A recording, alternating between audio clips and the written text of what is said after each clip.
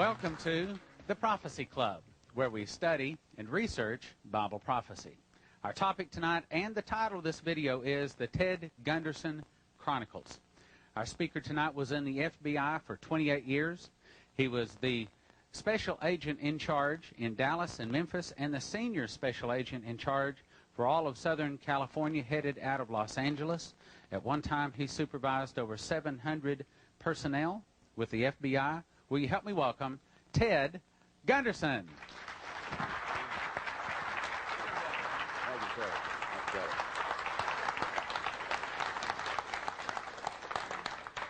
Thank you very much. It's great to be back in the Midwest. I was raised in Missouri, Iowa, Nebraska, and as a matter of fact, I lived right here in Kansas City in my youth. So, the greatest people in the world as far as I'm concerned.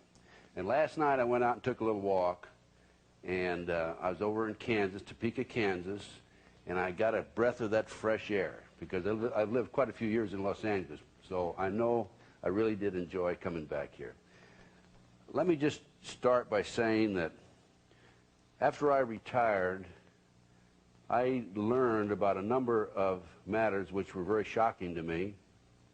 Before my retirement, when I was in the FBI, I can honestly say I was never exposed or had no knowledge at all whatsoever of any possible corrupt situations. Of course, I had the privilege of having served under that great American J. Edgar Hoover for 21 years, till he passed away in May of 1972. And don't you let our adversaries tell you anything different. They have put out disinformation, and he is the victim of an extensive disinformation program that he's a homosexual. He was not a homosexual. Instead of making him a homosexual and a degenerate, I'm sure they would love to say that too. They've tried. I must say he was an American hero. Instead, they've taken people who were sympathetic to the communist movement and made heroes out of them. As far as I'm concerned, schools and streets right today should be named after J. Edgar Hoover.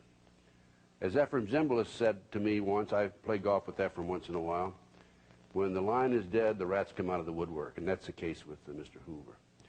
But anyway, in my bureau career, people have asked me, didn't you see any corruption? No, I did not see any corruption.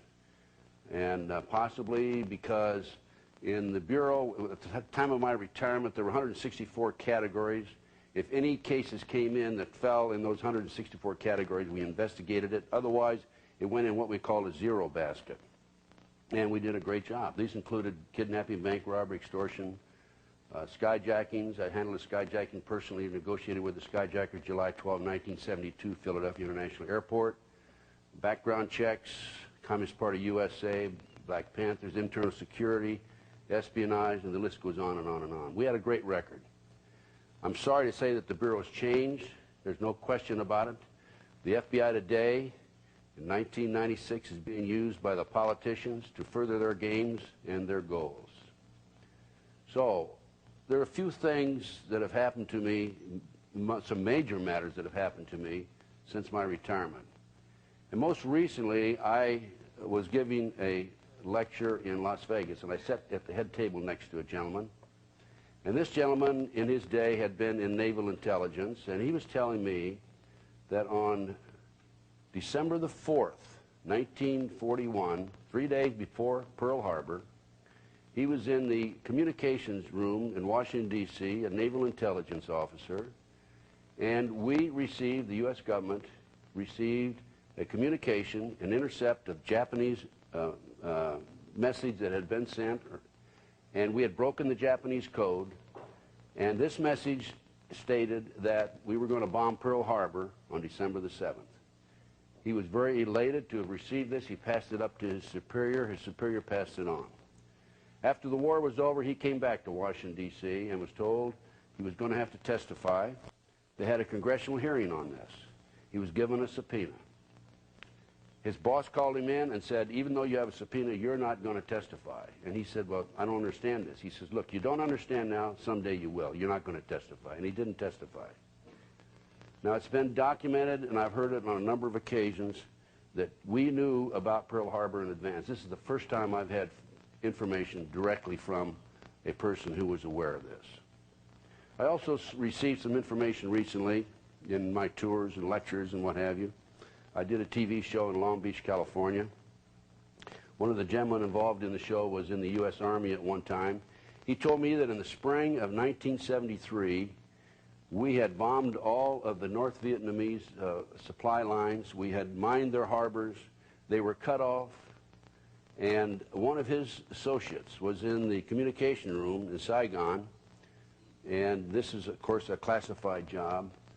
And when he was in this room, he received this message from the North Vietnamese: we surrender unconditionally. He passed it on to his superiors, and all Army personnel were immediately ushered out and replaced by State Department personnel. It was shortly thereafter that Kissinger met with the North Vietnamese officials in Paris, France. Why do these things happen?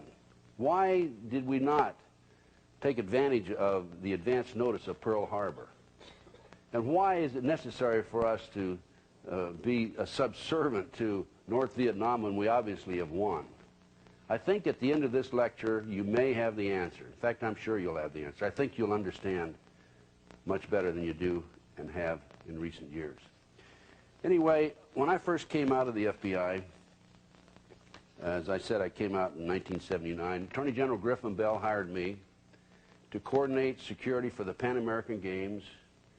Attorney General Griffin Bell was under Jimmy Carter, President Jimmy Carter, and I went to San Juan, Puerto Rico for the summer of '79. Great experience. I lived with the athletes, 5,500 athletes in the village there, and I'm happy to report that America's softball team, girls softball team I might add, adopted me as their mascot. So I have a nice softball autographed by all the ladies of our softball team. In fact, I even rode to all the games with them on the bus. But anyway, they won the gold medal, of course. That's beside the point. But I had a great experience. And I came back and started my own international security consulting firm in Los Angeles, California.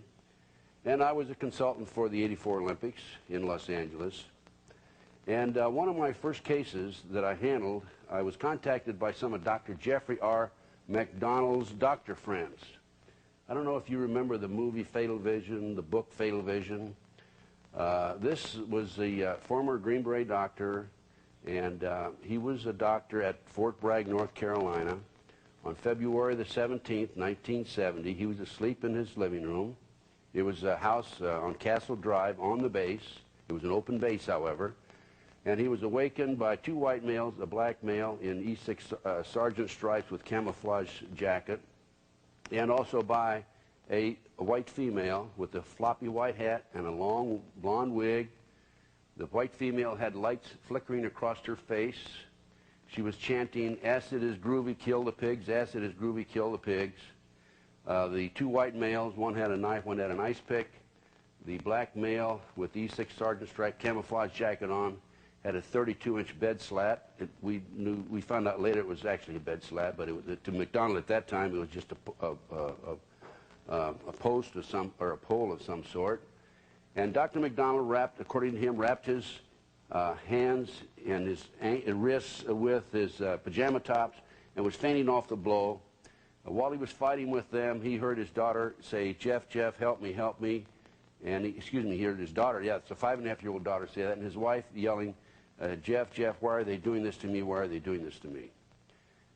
He felt a sharp pain to his right side. He awoke probably an hour and 15 minutes later, maybe hour and a half.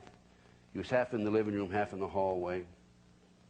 Total silence in the house. He went back. Here was his wife with 26 stab wounds in her chest. The children had numerous stab wounds in their bodies. Well, all three of them were killed.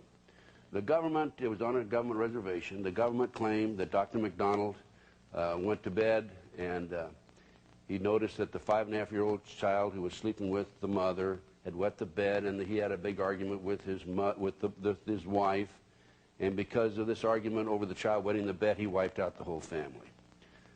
It's absolutely ridiculous.